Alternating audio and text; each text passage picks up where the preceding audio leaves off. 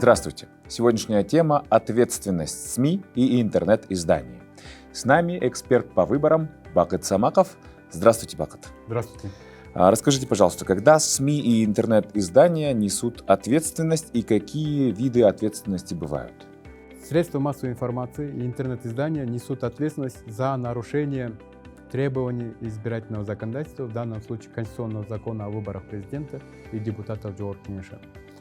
В случае нарушения правил информирования либо проведения предвыборной агитации, Центральная избирательная комиссия вправе вынести письменное предупреждение.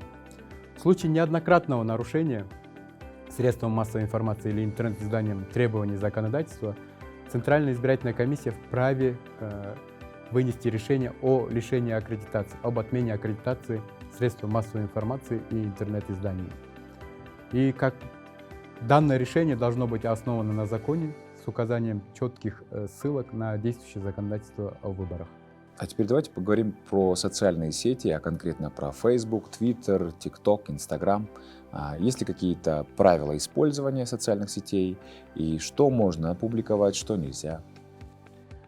В настоящее время социальные сети и интернет в принципе невозможно регулировать, но несмотря на это Центральной избирательной комиссией предпринимаются меры, прежде всего в целях обеспечения открытости, прозрачности самого избирательного процесса, открытости, прозрачности финансирования предвыборной агитации.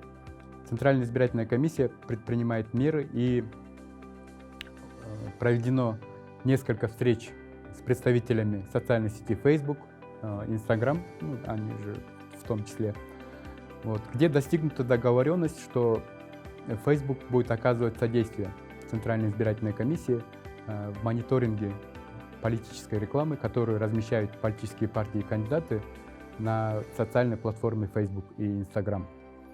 И в настоящее время рабочая координационно-ревизионная контрольно-ревизионная группа Центральной избирательной комиссии осуществляет мониторинг данной политической рекламы.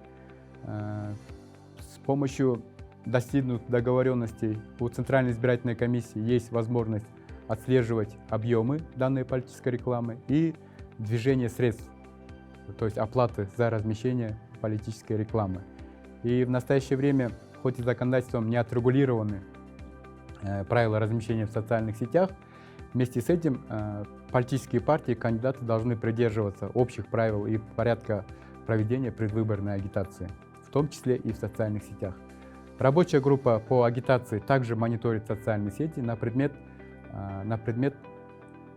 соответствия размещаемой политической рекламы требованиям действующего избирательного законодательства. Спасибо огромное за ваше время. С нами был эксперт по выборам Бакыт Самаков.